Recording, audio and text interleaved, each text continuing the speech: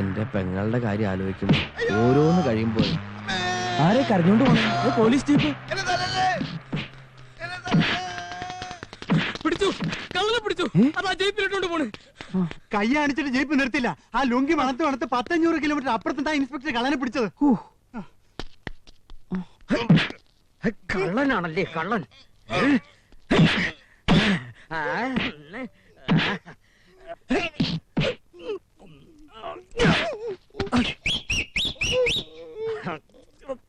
ഇനിയിപ്പോ നോക്കാനൊന്നുമില്ല മാഷെ.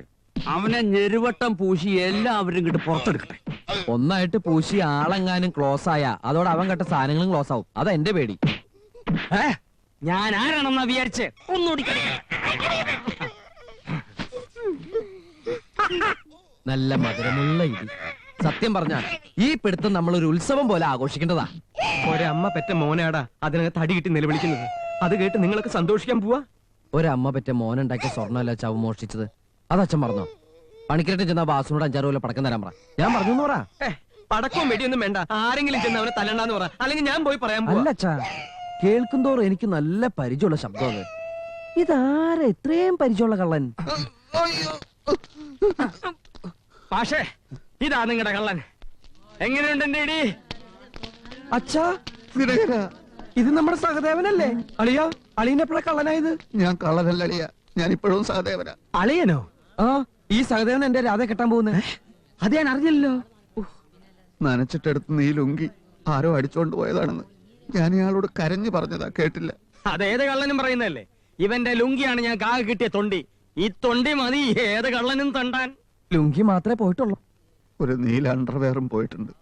ഇനി അത് വിട്ട് ആരെങ്കിലും എവിടെയെങ്കിലും കേറുവാളിയാ എന്നാ എന്റെ കാര്യം പോക്ക. എനിക്ക് എവിടെയെങ്കിലും ഒന്ന് കിടക്കണം.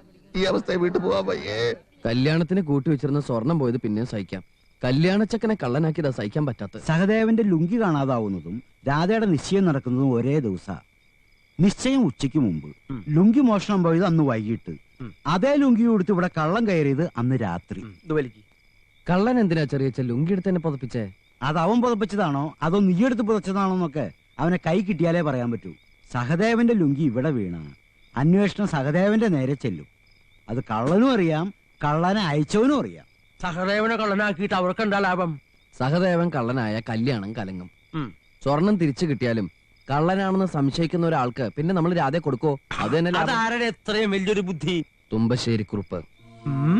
കുറുപ്പല്ലാതെ ഇതിനകത്ത് വേറൊരു പെരുങ്കള്ളനുണ്ടെന്ന് എനിക്ക് തോന്നുന്നില്ല. ദേഹത്ത് എണ്ണയും തേച്ച് കത്തിയും പിടിച്ച് ഇതിനകത്ത് കയറിയത് തുമ്പശ്ശേരി കുറുപ്പല്ല. എന്നാൽ അങ്ങനെ കക്കാനും കക്കുമ്പോ വേണ്ടി വന്ന കൊല്ലാനും ആ കുറുപ്പിന്റെ ഇഷ്ടം പോലെ കള്ളന്മാരുണ്ട്. എന്റെ ഊഹം ശരിയാണെങ്കിൽ നമ്മുടെ സ്വർണം തുമ്പശ്ശേരി കുറുപ്പിന്റെ വീട്ടിൽ കാണും. തുലാം 16 കഴിയുന്നവരെ അയാളത് വിൽക്കില്ല. നിധി കാക്കുന്ന ഭൂതം പോലെ അയാളത് സൂക്ഷിച്ചു വെക്കും. അതെന്താ അയാള് വിൽക്കാത്തെ? വിറ്റ ശേഷം പോലീസ് പിടിച്ച അത് നമ്മുടെ കയ്യിൽ തന്നെ വരുമെന്ന് അയാൾക്കറിയാം. അപ്പൊ കല്യാണം നടക്കും. അതുകൊണ്ടാ തുലാം 16 കഴിയാതെ അയാൾ അത് വിൽക്കില്ല എന്ന് ഞാൻ പറഞ്ഞത്. ഇത്രയും ഉറപ്പിച്ചു പറയാൻ ഈ ആരടാ? CID അല്ല, വലിയ പറമ്പ് തിരുവിപുരം വീട്ടിൽ നാരായണ മാഷ്ട മകൻ ദിനകരൻ. അല്ല, നമുക്ക് എല്ലാവരും വിളിച്ചിട്ടൊന്ന് ആലോചിച്ചാലോ? അങ്ങനെയാണെങ്കിൽ ഇനി ഒന്നും നോക്കാനില്ല കൊച്ചുകൃഷ്ണ. പോലീസ് വേഷത്തിലവിടെ കയറിച്ചെല്ല, കുറുപ്പിന്റെ കയ്യിൽ വിലങ്ങു വെക്കാ, പിടിച്ചുകൊണ്ടുപോയി ജയിലിടാ. എന്താ നമ്മളെ കൊണ്ട് സാധിക്കില്ല. അങ്ങനെ ചെയ്താ കൊണ്ടുപോയതിനേക്കാളും വേഗത്തിൽ തുമ്പശ്ശേരി കുറുപ്പ് തിരിച്ചു വരും. ഉള്ള ശക്തി മുഴുവൻ എടുത്ത് ഈ നാടകളെ കുട്ടിച്ചോറാക്കും. പുറമേ ഒരു വിഡ്ഢിവേഷം പോലെ കാണുന്നേ ഉള്ളൂ. എന്നെ പച്ചക്ക് തിന്ന പിശാചാവൻ. അവനോട് കളിക്കുമ്പോ സൂക്ഷിച്ചു കളിക്കണം. ഇനിയും കാത്തു നിന്ന് നമുക്കൊന്നും കളിക്കാൻ പറ്റിയെന്ന് വരില്ല. എല്ലാവർക്കും വയസ്സാവും. കളിക്കുന്നുണ്ടെങ്കിൽ ഇപ്പൊ കളിക്കണം. കളവ് പോയ സകല സ്വർണവും ഇപ്പൊ കുറുപ്പിന്റെ വീട്ടിലുണ്ട്. പോലീസിന്റെ സഹായമില്ലാതെ നമ്മളത് തിരിച്ചെടുക്കുന്നു. ഈ കളി അത്രേ ഉള്ളൂ. എന്ന് വെച്ചാ കക്ക് നമ്മുടെ സാധനങ്ങള് നമ്മളറിയാതെ ഒരാൾ എടുത്തോണ്ട് പോയി. അത് നമുക്ക് തിരിച്ചെടുത്തോണ്ട് വന്നൂടെ? അതിന് കക്കാന്ന് പറയാ. ഈ നാട്ടിലുള്ള എല്ലാ ആളുകളും ഒന്നിച്ച് ഒരു വീട്ടിൽ താമസിക്കാന്ന് അധികാരി അങ്ങോട്ട് വിചാരിച്ചേ. സംശയിക്കാണ്ട് വിചാരിച്ചു. ഇതൊരു വലിയ വീട്. ഈ വീടിന്റെ ഒരു ഭാഗത്ത് തുമ്പശ്ശേരി കുറുപ്പ്, ഇപ്പുറത്ത് അധികാരി, തൊട്ടിപ്പുറത്ത് ഗോവിന്ദൻകുട്ടി, ഇപ്പുറത്തെ പണിക്കര്, ഈ ഭാഗത്ത് ഞങ്ങള്. അങ്ങനെ ഈ നാട്ടിലെ ജനങ്ങൾ മുഴുവൻ ഒന്നിച്ച് താമസിക്കുമ്പോ ഇവിടെ ഈ മുറിയിൽ കഴിയുന്ന ഞങ്ങളുടെ കുറച്ച് സ്വർണം എന്തോ ഒരു അത്യാവശ്യത്തിന് ആരോടും പറയാതെ അടുത്ത മുറി താമസിക്കുന്ന കുറിപ്പെടുത്തോണ്ട് പോയി. ഈ തോർത്തുമുണ്ട്, മുടി ചെയ്യുന്ന ചീപ്പ്, മുഖത്തിടുന്ന പൗഡർ, ഇതൊക്കെ വീട്ടിൽ തന്നെ ഓരോരുത്തർ ചോദിക്കാണ്ടും പറയാണ്ടും എടുത്തോണ്ട് പോയി കട്ടുമേലും കുളിമുറിയിലും ഒക്കെ വെക്കുന്നില്ലേ? അതൊക്കെ അവരോട് ചോദിച്ചിട്ടാണോ നമ്മൾ പോയി എടുക്കാറ്? അതെ, ചോദിക്കാണ്ട് കുറിപ്പെടുത്തോണ്ട് പോയ നമ്മുടെ സ്വർണം നമുക്കൊരാവശ്യം വന്നപ്പോ നമ്മൾ തന്നെ നമ്മുടെ മുറിയിലേക്ക് തിരിച്ചു കൊണ്ടുവരുന്നു. അത്രേ ഉള്ളൂ. വേറൊരു കാര്യം എല്ലാവരും മനസ്സിലാക്കണം. മൂർഖനെ കൊല്ലാൻ വേറൊരു മൂർഖൻ വിചാരിച്ച കഴിയില്ല. അതിന് രാജവെമ്പാലയാവണം. കാര്യം നമ്മളൊക്കെ തനി പാവങ്ങളാ എന്ന് വെച്ച് ഒരിക്കലെങ്കിലും രാജവെമ്പാല ആയില്ലെങ്കിൽ ഈ നാടും രക്ഷപ്പെടില്ല, നമ്മളും രക്ഷപ്പെടില്ല. ഇൻസ്പെക്ടറോടും കമ്മീഷണറോടും ഒക്കെ സങ്കടം പറഞ്ഞ് അന്വേഷിച്ച് വരുമ്പോഴേക്കും കമ്മീഷൻ ഒരുപാട് ആവുകയും ചെയ്യും, ഉള്ള സമയവും പോവും, കുറിപ്പ് അതെല്ലാം വിറ്റ് കാശുവാക്കും. കുറുപ്പിന്റെ വീട്ടിൽ കയറി സകലതും തിരിച്ചു വെക്കാനുള്ള ട്രെയിനിങ് ഞാൻ തരും. ആരൊക്കെ ഉണ്ടാവും മാത്രമേ പറഞ്ഞാൽ മതി. ആ കുറിപ്പും കുറിപ്പിന്റെ ആൾക്കാരും ഒഴിച്ച് ഈ നാട്ടിലെ മുഴുവൻ ജനങ്ങളും നമ്മുടെ കൂടെ ഉണ്ടാവും. നാളെ രാവിലെ നമ്മൾ ഭഗവതിക്ക് തേങ്ങറിയും, അതോടെ പരിശീലനം ആരംഭിക്കും. എന്നാ പിന്നെ സമസ്താപരാധങ്ങളും പുറത്ത് അശേഷം അടിപതറാതെ മുന്നേറാൻ നമുക്കെന്ന് സാധിക്കട്ടെ. അതെ, ഒരു മിനിറ്റ് പ്രാർത്ഥിക്കാം അല്ലേ? പ്രാർത്ഥിക്കാം.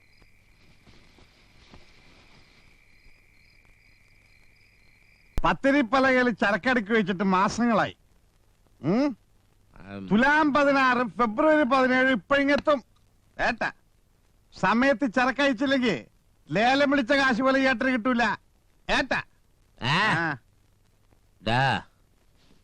നീ എന്നെ അങ്ങനെ ഊതല്ലേ? വിളിച്ചതിന്റെ 10 ചരക്ക് ഞാൻ പീസായി വിൽക്കും. ഹൈദരാബാദിൽ നിന്ന് വിളിച്ച പിച്ചളക്കെട്ടില് ബാംഗ്ലൂർക്ക് അയക്കണ്ട, അത് നേരെ ദുബായ് തങ്കച്ചനയക്ക്. അത് അങ്ങേർക്ക് ഞാൻ കച്ചവടാക്കിയിരിക്കും. എന്റെ അമ്മേ, അത് പിത്തളയല്ല, വെറും പോളിഷാ. ആ കട്ടില് കാൽ കാശിന് കൊള്ളില്ല. ദുബായ് തങ്കച്ചനും കാക്കാശിന് കൊള്ളൂല. അതല്ല ഞാൻ അങ്ങോട്ട് അയച്ചത്. നീ ഒഴുക്കി. ഏട്ടാ, ഞാൻ ഇന്ന് ഫുൾ ഫിറ്റ് ആവും. ഏട്ടനോ? ഞാനും. സോഡ നീ കുടിച്ചു.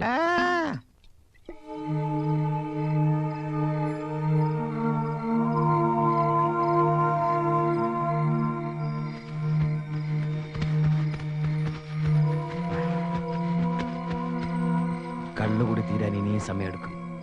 നമ്മൾ അകത്ത് കയറുമ്പോ അവിടെ ആർക്കും ബോധമില്ലാതിരിക്കുന്ന നല്ലത്. എല്ലാവരുടെയും ബോധം പോയ സ്വർണ്ണം എവിടെ വെച്ചത് നമ്മൾ ആരോടൊന്നും ചോദിക്കാം. പക്ഷേ ദേ പട്ടി കുറച്ചു. അയ്യോ, അത് പട്ടി വരച്ചല്ല, അച്ഛന് ദേഷ്യം വരുമ്പോ ഉണ്ടാക്കുന്ന സൗണ്ടാ. അധികാരി അകത്ത് കയറിയാ ഈ നാട്ടുകാർ മുഴുവനും ജയിലിൽ കിടക്കും. അധികാരി അകത്ത് കയറണ്ട. പഴയ അധികാരി പണി തുമ്പശ്ശേരി കുറിപ്പ് എങ്ങനെ തെറിപ്പിച്ചെന്ന് ഇപ്പൊ മനസ്സിലായി കാണുമല്ലോ. അധികാരിക്ക് ഇത്രേ ബുദ്ധിയുള്ളൂ. അച്ഛൻ എന്തോ ഒരു വിഷമം പോലെ. സത്യസന്ധതയ്ക്ക് പ്രസിഡന്റിന്റെ കയ്യിൽ നിന്ന് സ്വർണ്ണ മെഡൽ വാങ്ങിയ ഒരു സ്കൂൾ മാഷ ഞാൻ. ഞാൻ ആ കള്ളന്റെ വേഷം കിട്ടി ഇരുട്ടെത്തിരിക്കണേ. എനിക്ക് നല്ല സങ്കടമുണ്ട്. ആ മെഡൽ ഒരുക്കിയിട്ടില്ല അച്ഛൻ ആദ്യമായിട്ട് രാധയ്ക്ക് ഒരു മാല ഉണ്ടാക്കിയത്. അതെ, ആ മാലയും കൂടി എടുക്കാനല്ലേ നമ്മൾ പാത്ത് കയറാൻ പോകുന്നത്. അതെ. ഈ വിവരം പ്രസിഡന്റ് അറിഞ്ഞ പ്രസിഡന്റും കൂടി നമ്മുടെ കൂടെ കരിയും തേച്ച് അകത്ത് കക്കാൻ വരും. അച്ഛൻ ധൈര്യമായിട്ടിരിക്കും, ഞങ്ങളില്ലേ കൂടെ. അച്ഛനെ എഴുന്നള്ളിക്കാൻ കൊണ്ടല്ല, അനങ്ങാണ്ട് നിൽക്കവിടെ. അല്ലേ വത്സലേ, ഇവക്ക് ഇവിടെ പണ്ടൊരു തലയുണ്ടായിരുന്നല്ലോ. തലയല്ലേ? എന്റെ ഭദ്രകാളി ഉറങ്ങിയോടി? അങ്ങോട്ട് നീങ്ങി കിടക്ക്.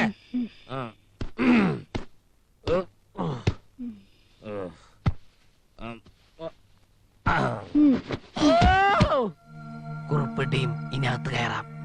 പിന്നാമ്പത്തൂടെ കയറി അന്തസ് കളയാതെ മുന്നിൽ പൂട്ടങ്ങൾ പൊളിച്ചാലോ? പൂട്ട് പൊളിക്കാൻ പറ്റില്ല. എന്തുകൊണ്ട് പറ്റില്ല? അതിനുള്ള ശക്തി നമുക്കില്ലേ? അതല്ലടാ, മുന്നിലെ വാതിലിന് പൂട്ടില്ല. പൂട്ടോട് പോയി. അതന്നെ ഞാനും ആലോചിക്കണേ. നല്ല കള്ളന്മാര്. ഈ കള്ളന്മാരെയും വെച്ച് എങ്ങനെയാണ് ഈശ്വരൻ ഞാൻ പോയ സാധനങ്ങൾ കക്കുന്നത്? ഒരു വഴിയുണ്ട്. എല്ലാവരും ശ്വാസം ഇടാതെ എന്റെ പിന്നാലെ വന്നാ മതി. ശ്വാസം വിടാൻ ഞാൻ ചത്തുപോകില്ലെന്ന് എനിക്കൊരു സംശയം. വിനയര അച്ഛൻ കുറച്ചു. അത് ഞാനല്ലടാ, ശരിക്കുള്ള പട്ടിയാ.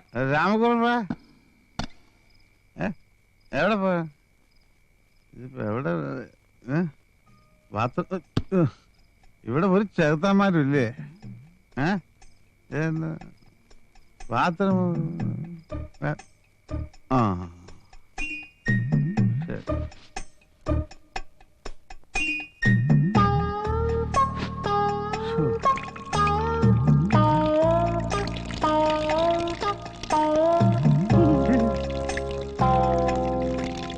നീ ആരാ?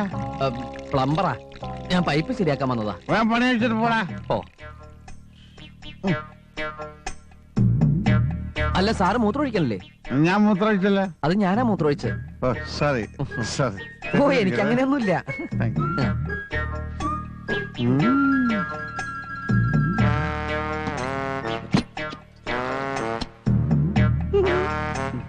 പോറ്റെ പോറ്റെ പോറ്റെ. ഇതിപ്പോ എവിടെ ഒന്ന് കൊണ്ടുപോയി ചാരുക? പട്ടിക്കൂട്ടി കൊണ്ടേ കിടത്താം. അവർക്ക് ഇഷ്ടാവോ? ഇഷ്ടമായില്ലെങ്കിൽ അവരോട് ഇങ്ങോട്ട് വരാൻ പറ.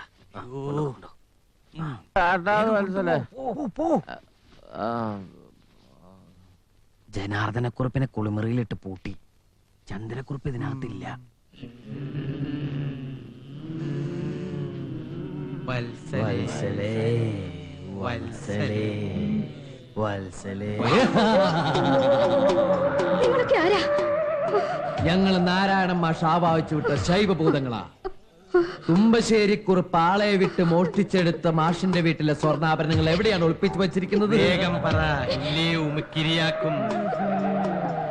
എന്തൊക്കെയോ പെട്ടികള് ആ ചിന്നക്കുറുപ്പിന്റെ വീട്ടിൽ കൊണ്ടുവച്ചിട്ടുണ്ട്. ഓഹോ, അവര് തമ്മിലിപ്പോ വലിയ സ്നേഹത്തിലാണ്. ശൈവഭൂതങ്ങളോട് കളവ് പറയരുത്. സത്യമാണ് ഭൂതങ്ങളെ, അതൊന്നും ഇവിടെ ഇല്ല. ഒക്കെ ചിന്നക്കുറുപ്പിന്റെ വീട്ടിൽ കാണും. ഭൂതങ്ങൾ എന്നെ ഒന്നും ചെയ്യരുത്. ഞാൻ എന്നും മാഷയുടെ ഭാഗത്താ, സത്യത്തിന്റെ ഭാഗത്താ. മാഷോട് കൂറ് പ്രഖ്യാപിച്ച നിന്നെ ഭൂതങ്ങൾക്ക് ഇഷ്ടമായി. നിനക്ക് നല്ലൊരു മനസ്സുണ്ട്. ഇനി ദുഷ്ടചിന്തകളെല്ലാം കൈവെടിഞ്ഞ് 3 നേരം പ്രാർത്ഥനയും പൂജയുമായി കഴിയണം. എന്നെങ്കിലും നാട്ടുകാരുടെ വെടികൊണ്ട് തുമ്പശ്ശേരിക്കുറുപ്പ് ഒരു മനുഷ്യനാവും. അതോടെ പൂജ നിർത്താം. പൂജ നിർത്താം. കുറുപ്പിനെ നാളെ പട്ടിക്കൂട്ടി കാണാം. വേഗം മൂടിപ്പോച്ച് കിടന്നോ. ചിന്നക്കുറുപ്പെങ്കിൽ ചിന്നക്കുറുപ്പ് ഇന്ന് തന്നെ അവിടെ കയറണം. അവിടെ ഇനി നാളെ കേറിയാൽ പോരെ? സമയം എത്രയായില്ലേ? നാളേക്ക് വെച്ച ചിലപ്പോ ജീവിതത്തിന്റെ ഗതി തന്നെ മാറിയെന്ന് വരും. എന്നാ ഗതി മാറ്റണ്ട. എല്ലാ ഭൂതങ്ങളും ചിന്നക്കുറുപ്പിന്റെ നേരെ ചെല്ലട്ടെ.